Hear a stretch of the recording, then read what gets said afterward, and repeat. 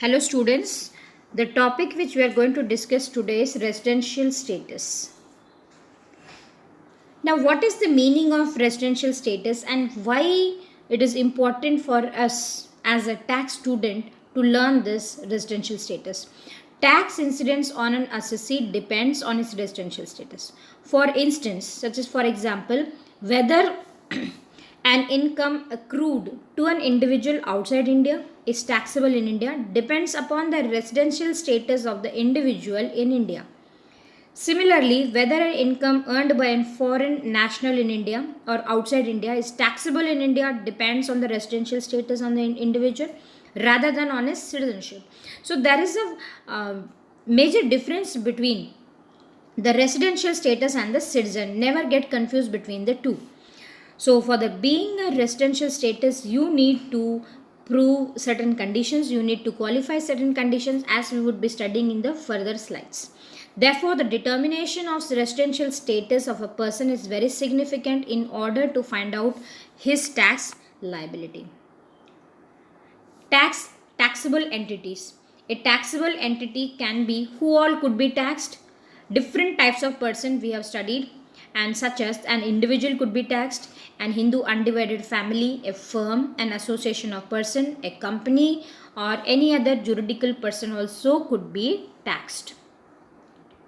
Now this diagram gives you or explains you how it is subcategorized with respect to the residential status. Now here how an individual or an Hindu undivided family could be broadly classified. That is, as we can see here, there is a residential status, this one, and the non-resident. Further, we have under the resident, we have ordinary resident and non-ordinary resident. Further, the important conditions. Residential status for each previous year. Residential status of an assessee is to be determined in respect of each previous year as it may vary from previous year to previous year. So every year, when we are assessing any individual or any type of person for his or her tax liability, you need to calculate or estimate the residential status. That is, every year you need to calculate because it could vary accordingly. So different residential status for different assessment years. An assessee may enjoy the different residential status for different assessment years. Resident in India and abroad, it is not necessary that a person who is resident in India cannot become resident in any other country for the same assessment year. A person may be resident in 2 or more countries at the same time. It is therefore not necessary that a person who is resident in India will be non-resident in all other countries for the same assessment year.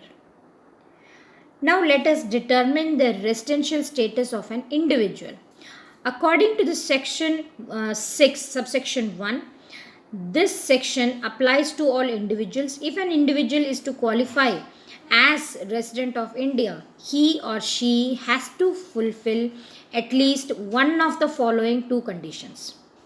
So here in this slide we have mentioned two conditions, and out of these two conditions at least one has to be satisfied to become a resident of India.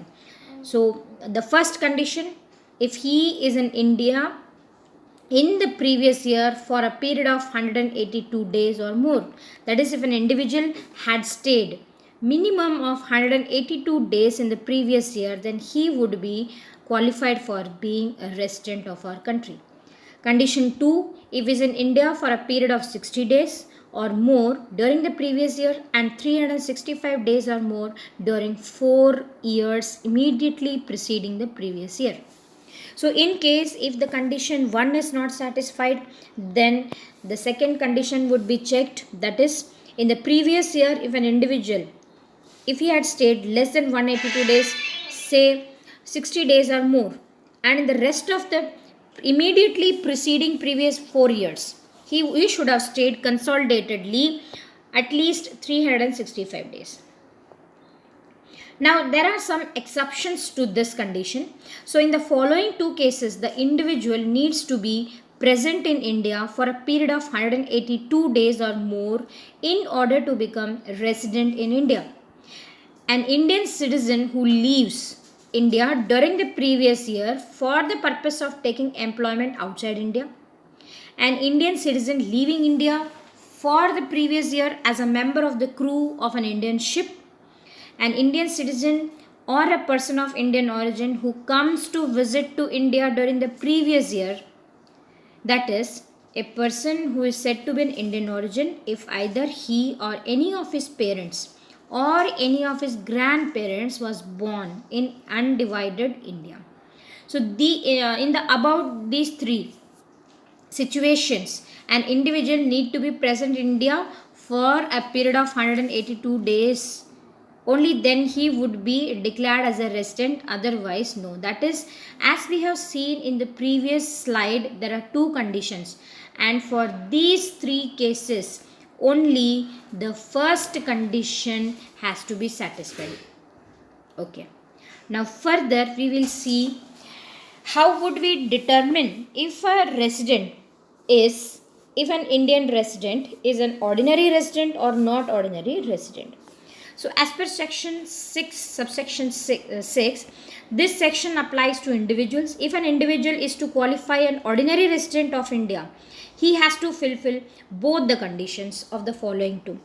First condition, he has been resident in India for at least 2 out of the 10 previous years immediately preceding the relevant previous year. Second condition, he has been in India for a period of 730 days or more during 7 years immediately preceding the relevant previous year. Individuals satisfying section 6 subsection 1 but not section 6 subsection 6 will be classified as ordinary non-ordinary condition individual. That is, if an individual fails these two conditions, then he would be called as a non-ordinary resident. Now it is worthwhile to note some of the following proposition statements. What are they? It is not essential that they should be at the same place. It is equally not necessary that the stay should be continuous. Similarly, the place of stay or the purpose of stay is not material.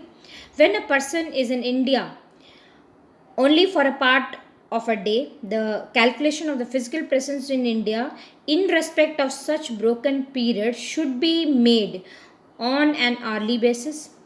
A total of 24 hours of stay spread over a number of days is to be counted as being equivalent to the stay of one day. Okay, so this gives you a brief description regarding the residential status of an individual or an Hindu undivided family member. So this would help you to memorize the various tests for the resident and non-ordinary or not ordinary resident. Thank you.